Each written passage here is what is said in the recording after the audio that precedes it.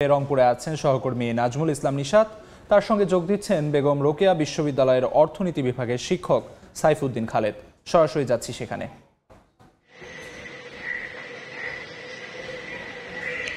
আমরা দেখছি যে দীর্ঘ সময় ধরে রংপুর বিভাগের যে সরকারি টেক্সটাইল মিলসগুলো রয়েছে সেগুলো বন্ধ রয়েছে। এর ফলে বিপুল জনগোষ্ঠী যেমন কর্মহীন হয়েছে, একই সাথে স্থানীয় অর্থনীতিতে এর কিন্তু ব্যাপক নেতিবাচক প্রভাব পড়েছে। এবং দীর্ঘ সময় ধরে আমরা দেখছি যে শ্রমিক কর্মচারীরা আন্দোলন চালিয়ে আসছে, দ্রুত সম্ভব রাষ্ট্রীয় উদ্যোগে এই সরকারি টেক্সটাইল মিলসগুলো যেন চালু করা হয়। আজকে আমরা আলোচনা করব কেন, কি কারণে এই মিলগুলো বন্ধ হয়ে গেল এবং এগুলো চালু করবার ক্ষেত্রে কি কি ধরনের উদ্যোগ নেওয়া যেতে পারে। আমার সাথে অতিথি হিসেবে রয়েছেন বেগম রোকেয়া বিশ্ববিদ্যালয়ের অর্থনীতি বিভাগের শিক্ষক খালেদ সাইফুল্লাহ। আপনার সাথে একটু আলোচনায় যেতে চাই। এই মিলগুলো একসময় লাভজনক অবস্থায় ছিল 80 দশকে যখন শুরু হয়, কিন্তু আমরা দেখছি যে অবস্থান এবং বিভিন্ন কারণে লোকসানের অজুহাতে এই মিলগুলো বন্ধ করে দেওয়া হয়। আসলে সংকটের জায়গাটা কি ছিল, কি ধরনের অবস্থানের কারণে এগুলো আসলে বন্ধ হয়ে গেল? আসলে 80 দশকে যখন এই মিলগুলো চালু হয় তখনের পরিস্থিতিতে এই মিলের যে আধুনিকায়ন তখনের জন্য ঠিক ছিল, কিন্তু কালক্রমে এই মিলগুলো যথাযথভাবে আধুনিকায়ন না হওয়া এবং পাশাপাশি অব্যবস্থাপনার কারণে এই মিলগুলো অলাভজনক প্রতিষ্ঠানে পরিণত হয়। এই অলাভজনক প্রতিষ্ঠানের অজুহাতে ধীরে ধীরে পর্যায়ক্রমে এই মিলগুলো 2007 সাল, 8 সাল এবং 2011 সালে পর্যায়ক্রমে মিলগুলো বন্ধ করে দেওয়া হয়। এখন বন্ধ করে দেওয়ার ফলে এই যে টেক্সটাইল মিল কেন্দ্রিক যে কর্মসংস্থান ছিল হাজার হাজার মানুষের, এবং এই মিল কেন্দ্রিক অন্যান্য কাঁচামাল এবং অন্যান্য পরিবহন, অন্যান্য খাতের যে কর্মসংস্থান এবং মানুষের আয়ের যে সুযোগ ছিল, এই পুরোটাই বন্ধ হয়ে যায়। যার কারণে এখানে হাজার হাজার শ্রমিক এবং পাশাপাশি এই টেক্সটাইল মিল কেন্দ্রিক যাদের কর্মসংস্থানের সুযোগ ছিল সেই কর্মসংস্থানগুলো বন্ধ হয়ে যায়। এখন সরকার আবার আন্দোলনের প্রেক্ষিতে এবং বর্তমান অর্থনৈতিক বাস্তবতায় এই মিলগুলো আবার চালু করার জন্য উদ্যোগ নিচ্ছে, কিন্তু উদ্যোগ নিলেও বেশিরভাগ সময় আমরা দেখি উদ্যোগটা যথাযথভাবে কার্যকর হয় না। এই কার্যকর করতে গেলে প্রথমে আমাদেরকে বেশ কিছু উদ্যোগ নিতে হবে। প্রথমে এটা সরকারি এবং বেসরকারি ব্যবস্থাপনায় এই মিলগুলো চালু করার উদ্যোগ নেওয়া যেতে পারে। এর পাশাপাশি 2007 সাল থেকে এই মিলগুলো বন্ধ থাকার কারণে এখানে যে যন্ত্রাংশ এবং যে অবকাঠামো এটা অনেকটাই অকেজো হয়ে গেছে। যার কারণে এটা আধুনিকায়ন করা না গেলে এই মিলগুলো চালু করে শুধুমাত্র এগুলোকে আবার লাভজনক প্রতিষ্ঠানে পরিণত করা সম্ভব না।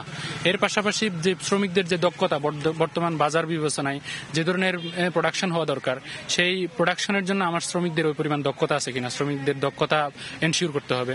পাশাপাশি এখানে যে কাঁচামাল আমি পর্যাপ্ত পাচ্ছি কিনা, যদি না পাই তাহলে কাঁচামালের আগে একটু জানতে চাই যে আমরা দেখছি যে কুড়িগ্রাম টেক্সটাইল মিলস সেটি কিন্তু লিজ দেওয়া হয়েছে এবং সেখানে টেক্সটাইল মিলস আর গড়ে উঠছে না। যে প্রতিষ্ঠান লিজ নিয়েছে তারা ভিন্ন প্রতিষ্ঠান করবার কথা বলছে। সেক্ষেত্রে যে ব্যাপক কর্মসংস্থান হবার কথা ছিল সেই জায়গায় এক ধরনের ভাটা পড়বে কিনা, কিংবা লিজ দেবার ক্ষেত্রে, চালু করবার ক্ষেত্রে কোন কোন বিষয়গুলোকে সরকারের মাথায় রাখা উচিত? প্রথমে ওই যে কুড়িগ্রাম ওয়েস্টার্ন ইঞ্জিনিয়ারিংকে বেশ কিছুদিন আগে ওই সরকারি বেসরকারি ব্যবস্থাপনায় সরকার ওয়েস্টার্ন ইঞ্জিনিয়ারিংকে দেওয়ার কথা বললেও আসলে ওটা বেসরকারি উদ্যোগে পরিচালিত হবে। সেক্ষেত্রে যারা আগে সরকারি যে কর্মচারীরা ছিল তারা নতুন করে আবার কর্মসংস্থানের সুযোগ পাবে কিনা, আদৌ আবার টেক্সটাইল মিলগুলো আগের মতো ওই টেক্সটাইল প্রোডাকশনে যাচ্ছে কিনা, সেই বিষয়গুলো দেখতে হবে। পাশাপাশি ওরা নিজেদের যে কাঁচামাল স্থানীয় বাজার বিবেচনায় এই টেক্সটাইল মিলটাকে মডিফিকেশন করে আরো বিভিন্ন ধরনের ভুট্টার এবং অন্যান্য যে কৃষিজাত পণ্যগুলো এখানে উৎপাদন হয় এগুলোর দিকে তারা বেশি মনোযোগী হচ্ছে। যার কারণে টেক্সটাইল মিলটা আদৌ টেক্সটাইল মিল থাকবে কিনা এটা একটা বড় ধরনের প্রশ্ন থাকে।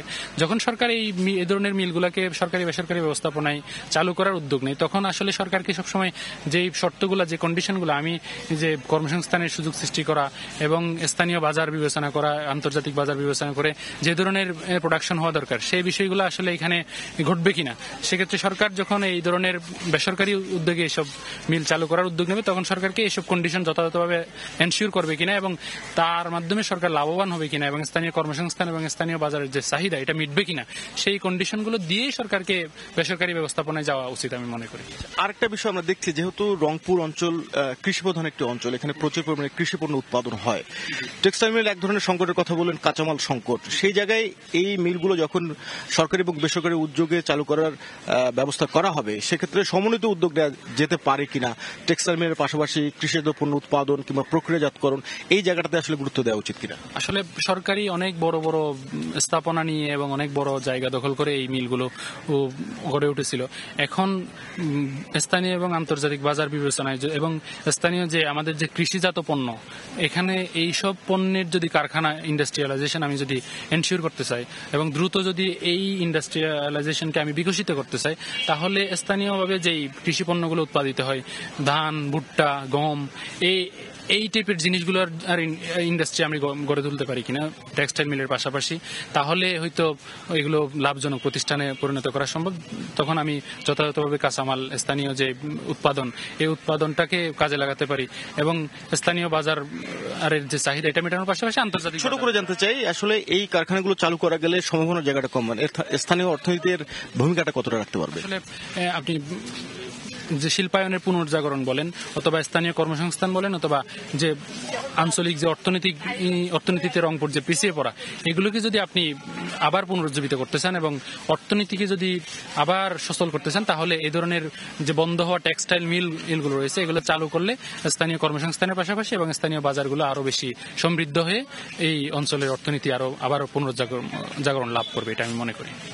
ধন্যবাদ আপনাকে আমাদের সাথে যুক্ত হওয়ার জন্য। আমরা আলোচনা করছিলাম রংপুর বিভাগে দীর্ঘ সময় ধরে যে টেক্সটাইল মিলগুলো বন্ধ রয়েছে সেগুলো চালু করবার ক্ষেত্রে কি কি ধরনের উদ্যোগ নেওয়া যেতে পারে কিংবা কি কি ধরনের সংকট রয়েছে সেগুলো মোকাবিলায় সরকারকে কি ধরনের পদক্ষেপ নিতে হবে, সবকিছু মিলে আজকে আমাদের আলোচনার বিষয়বস্তু এই ছিল রংপুর থেকে। সরাসরি যুক্ত ছিলাম রংপুরে।